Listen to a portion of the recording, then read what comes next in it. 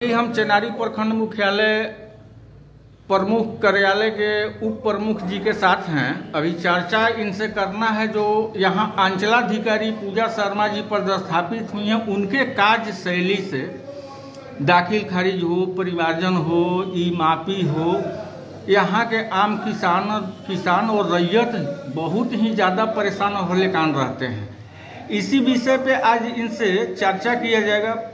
उप प्रमुख जी, बहुत बहुत आपका स्वागत हमसे बात करने के लिए।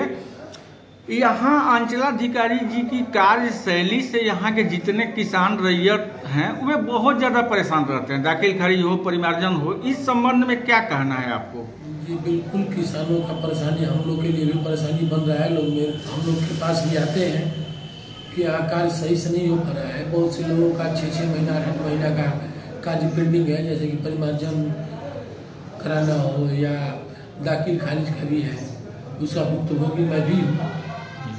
मेरा भी एक बार रिजेक्ट किया गया बिना वजह। यहाँ के कुछ लोगों का कहना है, नाम न बताने के शर्त पे, कि बिना चढ़ावा का राजस्व कर्मचारियों के पास कोई काम नहीं होता है और राजस्व कर्मचारी एक 4-4 दलाल रखे हुए हैं। इसमें क्या सत्यता है? दलाल का तो हम नहीं बता सकते हैं, लेकिन बिना वजह सब चीज़ सही होते हुए भी रिजेक्ट कर देना तो ये दर्शाता है कि कहीं ना कहीं कुछ लालच है या क्या है। हम लोग बात करते हैं तो हम लोग से तो मान लीजिए प्रतिनिधि होने के नाते कुछ लोग कहता भी नहीं है कि लोग से कैसे मांगे, लेकिन बिना वजह सही जमीन होते हुए भी उसका कागजात नहीं बनाया जा रहा है। यही चेनारी अंचल कभी रोहतास जिला में नंबर 1 पे अव्वल रहता था, आज तो सबसे नीचे है परिमार्जन और दाखिल, लेकिन आज जो है 1 to 10 के अंदर नहीं है। आपका राजस्व विभाग चेनारी में सबसे निचले स्तर पे। तो कहीं न कहीं अंचलाधिकारी के कार्यशैली पे सवाल तो उठता है। सवाल उन पे उठता है, लेकिन जनता हम लोग पे भी सवाल उठा रही है। बिल्कुल बिल्कुल, लाचार होकर हम लोग को ये सब आपको इसके माध्यम से सरकार को अवगत कराना हम लोग चैनल के माध्यम से चाहेंगे कि इसका असर सिर्फ कार्यालय पर ही नहीं, जिलाधिकारी और सरकार पे भी पड़ रहा है।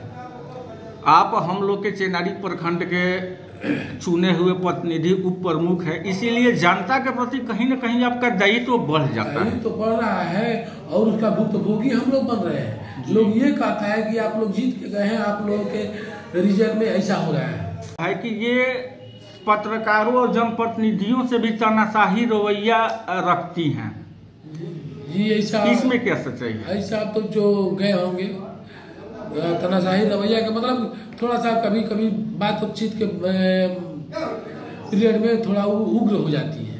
अच्छा, उग्र हो जाती है। बढ़िया से हम लोग सोचते हैं कि काम थोड़ा सा कम भी होता हो, अगर बात से संतुष्ट कर दिया है तो बात से भी संतुष्ट कोई इनसे नहीं हो पाता। आप मेरे चैनल के माध्यम से जिला पदाधिकारी महोदया के पास चेनारी राजस्व विभाग या अंचल विभाग की क्या बात पहुंचाना चाहिए? बात यही पहुंचाना चाहेंगे कि माननीय डीएम महोदया विशेष रूप से जिले में चेनारी पर ध्यान दें। अगर वो ध्यान देती है तो यहाँ पेंडिंग कार्य हम लोग देखे हैं कि 2-2 हजार की संख्या में आपका एलपीसी पड़ा हुआ है, वैसे ही पेंडिंग पड़ा हुआ है, आपका परिमार्जन पड़ा हुआ है, बेवजह उसको वापस कर देते तो थोड़ा विशेष ध्यान देंगी, क्योंकि यहाँ कोई कार्रवाई नहीं होता है। तो इसलिए जिला प्रशासन में भी सवाल खड़ा हो जाता है। तो महोदया से चाहेंगे कि ये चीज़ नहीं है और इनसे बहुत ज़्यादा उम्मीद है लोगों को, तो उस उम्मीद पे खड़ा उतरते हुए कुछ करवाएं। लोग अब थाना में लगने वाले जनता दरबार पर भी सवालिया निशान उठाने लगे हैं। बिल्कुल बिल्कुल, जो अंचलाधिकारी और थानाध्यक्ष के नेतृत्व में लगाया जाता है हर शनिवार को। जी, जनता का आरोप ये है कि पहले तो बढ़िया से सुन नहीं पाती है जी, इस समस्याओं को बढ़िया से सुनेंगी नहीं, समझेंगी नहीं, तब तक से कोई हल निकलेगा नहीं।